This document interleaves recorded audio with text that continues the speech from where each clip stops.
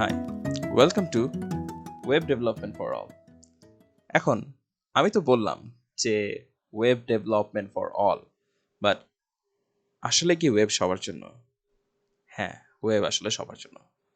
So আপনি যদি computer কোনো এক্সপার্ট না হন বা আগে কখনো ওয়েবে কাজ না করেছেন কিংবা হালকা এক্সপিরিয়েন্স থাকুক, ওয়েব ডেভেলপমেন্ট স্টার্ট করা কোনো সময় দেরি নয়।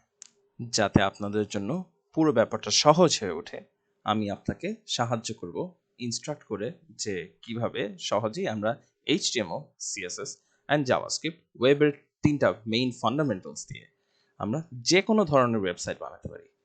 সো চলেন আমরা ঘুরে দেখি যে আমাদের এই টপিকটা কী নিয়ে। ফার্স্ট কোর্স আসলে টপিকটা হলো possibilities and the industry of the web. So সেটাতে আমি বুঝাতে চাচ্ছি যে যখন আমরা ধরেন একটা ফেসবুক অ্যাক্টিভিটি করি, যে কোথাও লাইক দেওয়া বা স্ক্রল করা আমাদের ওয়ালেট, কিংবা কারো ফটোতে গিয়ে ট্যাগ করা। ধরেন আপনি এখন ইউটিউবে গেলেন, আপনি ইউটিউবে গিয়ে ভিডিও স্ট্রিম করা স্টার্ট করলেন অ্যান্ড কন্টিনিউয়াসলি প্লে লিস্টটা দেখতেছেন, এমনকি হয়তো বা এই ভিডিওটাই। সো আমার ভিডিওটাও যদি দেখেন, এটাও আপনি একটা ওয়েব সার্ভিস ইউজ করে ইউটিউবের সাহায্যে আপনি এই ভিডিওটা দেখতে পারতেছেন। এরকম অন্যান্য আরও অনেক অসাধারণ সার্ভিসেস আছে, এক্সাম্পল গুগল ক্যালেন্ডার কিংবা জিমেইল। সো আপনি হয়তো এই সব কমন জিনিসগুলো নিয়ে বেশ ফ্যামিলিয়ার। সো এখন আপনাকে আমি জানাতে চাই যে ওয়েব কিভাবে সহজে এক্সপ্লোর করা যায়। সবসময় তো আমরা এটাকে ওয়েবসাইট বলে এসেছি, বাট এটা আসলে ওয়েবসাইট না। এখন ডাইনামিক যে জিনিসগুলো থাকে এগুলো আসলে ওয়েব অ্যাপ। ওয়েবসাইট হলো যেগুলা আপনি ধরেন একটা কন্টেন্ট দেখেন যেটা অলওয়েজ ওইরকমই থাকে, কোনো সময় চেঞ্জ হয় না। So those are static websites. আর যেখানে আপনি ইন্টারাকশন করতে পারেন, এক্সাম্পল হলো যেটা বললাম লাইক দেওয়া কিংবা আপনি জিমেলে আপনার ইমেলটা চেক করা, সেগুলো হলো ওয়েব অ্যাপস। আমি আপনাকে স্টার্টিং ফ্রম ওয়েবসাইটস কিভাবে ওয়েব অ্যাপ বানাতে হয় এরকম ইন্টারাকশনের থ্রুতে, সেগুলা এক্সপ্লোর করব এই ফুল কোর্সের থ্রুতে। সো চলুন আমরা ফার্স্ট একটা ওয়েব সিনট্যাক্স দেখি। এখানে যেই আমরা কোডটা দেখতে পারতেছি, এটা হলো আমাদের সবচেয়ে একদম সিম্পল একটা ওয়েবসাইট। সো তেমন কোনো কঠিন কিছুই না, এটা অ্যাকচুয়ালি আমাদের বাংলার মতোই। একটা ইংলিশ বুঝতে যেরকম সিম্পলিসিটি লাগে একজন বাঙালি হিসাবে, আমরা ওইরকম সিম্পল ভাষায় ওয়েব অ্যাপ্লিকেশন তৈরি করতে পারি। সো এটা হলো একটা HTML ডকুমেন্ট। ওয়েবে যেরকম আমি বলে আসলাম অলরেডি যে আমাদের 3টা ফান্ডামেন্টালস আছে, HTML, CSS and JavaScript. So এর মধ্যে HTML হলো একদম ব্যাকবোন, বেসিক স্ট্রাকচারটা কিভাবে হবে। সো চলুন এইটা দেখি যে আমাদের কি লেখা আছে এবং এই ছোট কোড দিয়ে আমরা কি ওয়েবসাইট ক্রিয়েট করতে পারি। সো প্রথমেই আমরা চলে এলাম আমার কোড এডিটরে।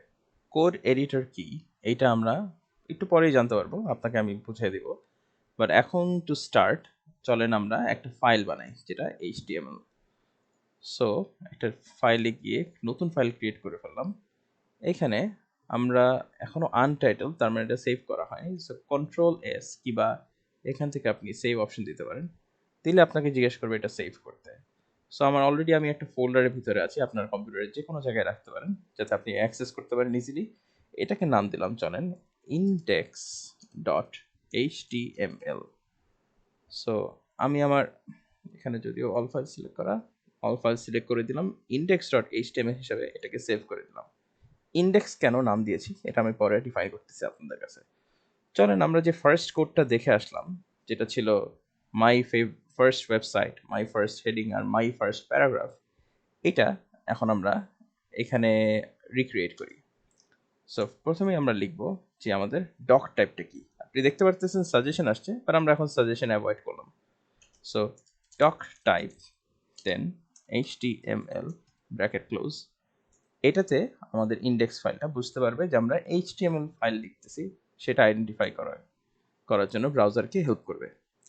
দেন সিমিলারলি আমরা এখন আরেকটা অ্যাঙ্গেল ব্র্যাকেট খুললাম, খুলে এটাকে বললাম যে HTML ট্যাগ। এইচটিএমএল ট্যাগের ভিতরে আমার ফার্স্ট আছে, আপনি দেখতেই পারবেন যে ফার্স্টে আমাদের হেডার, এখানে টাইটেল আছে, যে টাইটেলের মধ্যে মাই ফার্স্ট ওয়েবসাইট। সো এখানে আমি টাইটেল দিয়ে দিলাম, TITLE title, my first website. Then আমরা একটা বডি ডিফাইন করব। সো আমার এইচটিএমএল এর একটা বডি থাকে, একটা টাইটেল, টাইটেলটা অ্যাকচুয়ালি হেডারে থাকে, চলো এটা আমি দেখাচ্ছি একটু পরে। সো আমাদের একটা বডির ভিতরে ফার্স্ট একটা হেডার ওপেন করব আমরা, মাই ফার্স্ট হেডার। দেন আমরা একটা ওপেন করব প্যারাগ্রাফ, দেন বলবো মাই ফার্স্ট প্যারাগ্রাফ। চলুন এটা সেভ করি, কন্ট্রোল S দিয়ে দিলাম। সো এখন আমি চলে এলাম ফাইলটার লোকেশনে, যেখানে সেভ করেছিলাম। দেখতে পারতেছেন আমার ডি ড্রাইভে আছে contents, courses, web design for all, এটা লেকচার 1-এ। এখানে আমার index.html। এখন আমি ডাবল ক্লিক করলেই আমার ওয়েবসাইটটা গুগল ক্রোমে অন হয়ে গেছে, কারণ আমার Google Chrome default web browser হিসাবে ডিফাইন করা। আপনাদের হয়তো ইন্টারনেট এক্সপ্লোরার কিংবা এজেও হতে পারে, কিংবা আপনি ম্যাক ইউজার হলে সাফারিতে।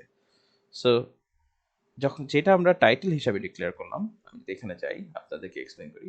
টাইটেলটা এই দেখেন, ফার্স্ট ওয়েবসাইট, এইটা আমাদের ফার্স্ট ওয়েবসাইট এখানে চলে আসছে। সো বুঝতেই পারতেছেন এই টাইটেলের কারণে সেটা এখানে আমাদের ব্রাউজার ডিটেক্ট করতে পারলো। সেকেন্ড হলো বডির ভিতরে, বডি বলতে এই এরিয়াটার ভিতরে আমাদের H1 মানে হেডার 1, এটার মধ্যে আমার ফার্স্ট হেডারটা চলে আসলো, যেটা একটু সাইজে বড়, আপনি দেখতেই পারতেছেন। সো হেডার 1 ডিফারেন্সিয়েট করলো, একটা প্যারাগ্রাফ যেটা আমাদের ডিফল্ট প্যারাগ্রাফ হিসাবে কাজ করবে, মাই ফার্স্ট প্যারাগ্রাফ, এটাও এখানে চলে আসলো। সো ইজিলি আমরা কিন্তু আমাদের ভেরি ফার্স্ট ওয়েবসাইট ক্রিয়েট করে ফেললাম। হ্যাঁ, এখনো কোনো কন্টেন্ট নাই আমাদের সেরকম, যেটা আমরা অনেক মানুষকে দেখায় ওটা প্রাউড হব, বা আমরা ক্লাউড প্রো হয়ে গেছি এখন, সেরকম না। কিংবা this is a start. So এখান থেকে আমরা জার্নিটা অনেক সুন্দর করে আস্তে আস্তে আগাবো। আপনি অনেক কমপ্লেক্স অ্যাপ্লিকেশন বানাতে পারবেন, অ্যান্ড ওরকম অ্যাপ্লিকেশনস বানাতে পারবেন যেখানে আপনি লাইভ চ্যাট করতে পারেন, কোয়েশ্চেন্স করতে পারেন, অ্যান্সার্স দিতে পারেন, কিংবা ফেসবুকের মতো কোথাও লাইক দিতে পারেন, বা একটা মিডিয়া কনজিউম করতে পারেন, পিকচার্স আর ভিডিও। এগুলো আমরা সবই এই স্মল বেসিক স্টেপস থেকেই আস্তে আস্তে আগায় নিয়ে যাই। সো দেরি না করে আমরা নেক্সট এপিসোডে মুভ করি।